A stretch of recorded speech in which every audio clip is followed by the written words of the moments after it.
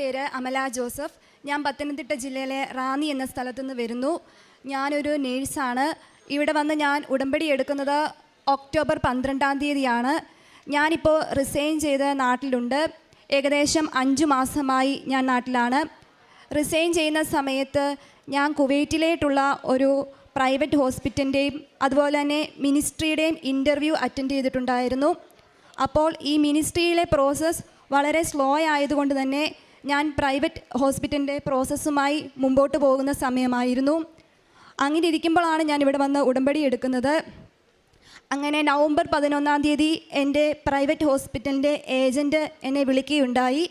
Amala, താങ്കൾക്കുള്ള visa അടിക്കാൻ പറ്റുന്നില്ല, already മറ്റൊരു വിസ വന്നു കിടപ്പുണ്ടെന്ന് പറഞ്ഞു. അങ്ങനെ ഞാൻ എൻ്റെ മെയിൽ പരിശോധിക്കുമ്പോൾ ഒക്ടോബർ 29-ാം തീയതി എൻ്റെ MOH-ലേക്കുള്ള വിസ വന്നു കിടപ്പുണ്ട്. ആ വിസ എനിക്ക് വന്ന ദിവസം ഞാൻ ഇവിടെ കൃപാസനത്തിൽ വന്ന് അമ്മ മാതാവിനോട് പ്രാർത്ഥിച്ചിട്ട് പോയിട്ടുണ്ടായിരുന്നു. പക്ഷേ ഞാനിത് അറിയുന്നത് നവംബർ 11-ാം തീയതിയാണ്. അപ്പോൾ എനിക്ക് ഉറച്ച വിശ്വാസമായി ഈ മിനിസ്ട്രിയിലോട്ടുള്ള ജോലി എനിക്ക് തന്നത് എൻ്റെ അമ്മ മാതാവാണ്.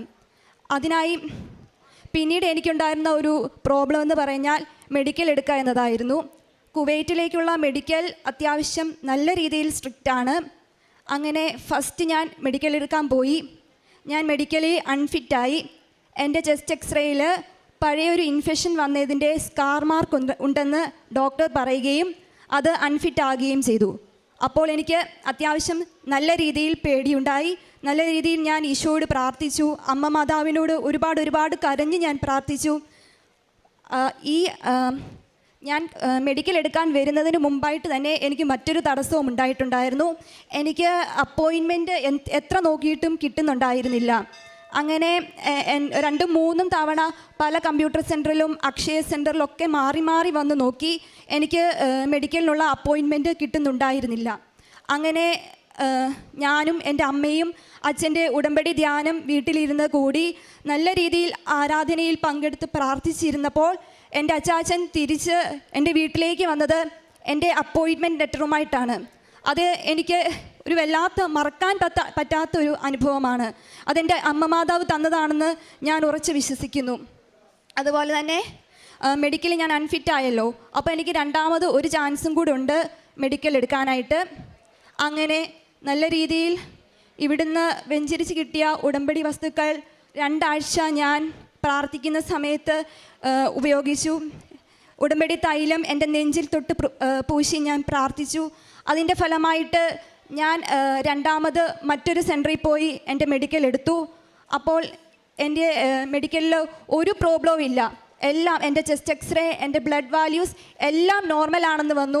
അതെനിക്ക് കിട്ടിയൊരു മഹാ അത്ഭുതമായി ഞാനിവിടെ സാക്ഷ്യപ്പെടുത്തുന്നു.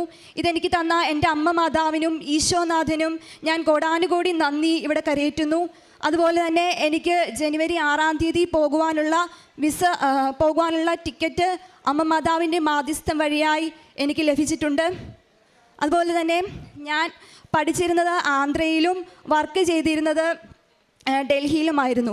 അപ്പോൾ ഞാൻ പഠിക്കാൻ പോകുന്നതിനൊക്കെ മുമ്പായിട്ട് അത്യാവശ്യം നല്ല രീതിയിൽ പ്രാർത്ഥിക്കുകയും പള്ളിയിൽ പോവുകയും ബൈബിൾ വായിക്കുകയും ഒക്കെ ചെയ്യുന്ന ഒരു വ്യക്തിയായിരുന്നു. എന്നാൽ ഇവിടെ പോയതിന് ശേഷം എൻ്റെ ആധ്യാത്മിക ജീവിതത്തിൽ വളരെയധികം മാറ്റമുണ്ടായി. എന്നാൽ തിരിച്ച് ഞാനിവിടെ വന്ന് ഉടമ്പടി എടുത്ത് പ്രാർത്ഥിച്ച് പോയതിന് ശേഷം അത്യാവശ്യം ദൈവത്തോട് കൂടുതൽ ചേർന്നിരിക്കുവാൻ എനിക്ക് സാധിച്ചു. നന്നായി കുറേ ടൈം എടുത്ത് പേഴ്സണൽ പ്രെയറിനും അതുപോലെ തന്നെ വചനം വായിക്കുവാനും കുമ്പസാരിക്കാനും പള്ളിയിൽ പോകുവാനും പ്രാർത്ഥിക്കുവാനും ഒക്കെ എനിക്ക് സാധിച്ചു. അത് അമ്മ മാതാവ് എനിക്ക് ഈ ഉടമ്പടിയിലൂടെ ഒഴുക്കി തന്ന ഒരു വലിയ അനുഗ്രഹമായി ഞാൻ കരുതുന്നു. അതുപോലെ തന്നെ പ്രേക്ഷിത പ്രവർത്തനമായി ഞാൻ ഇതുവരെ ഉടമ്പടി എടുത്തിട്ടുള്ള ഈ 3 മാസവും എനിക്ക് ഇവിടെ വരാൻ സാധിച്ചു. പത്രം വാങ്ങി പല ആൾക്കാർക്കും കൊടുക്കുവാനും വിശ്വാസ പ്രമാണം ചൊല്ലി അവർക്ക് കൊടുക്കുവാനും അവരുടെ കുടുംബത്തിന് നല്ലത് വരണമേ എന്ന് പ്രാർത്ഥിച്ചു കൊടുക്കുവാനും എനിക്ക് സാധിച്ചു. എൻ്റെ അടുത്ത് ആരെങ്കിലും എന്തെങ്കിലും ഒരു സഹായം ചോദിച്ചു വന്നാൽ എന്നാൽ കഴിയുന്നതാണെങ്കിൽ അത് ചെയ്യുവാൻ എനിക്ക് കഴിഞ്ഞിട്ടുണ്ട്. ഇത്രയേറെ അനുഗ്രഹം തന്ന അമ്മ മാതാവിനും യേശുനാഥനും കോടാനുകോടി നന്ദി ഞാൻ കരയേറ്റുന്നു.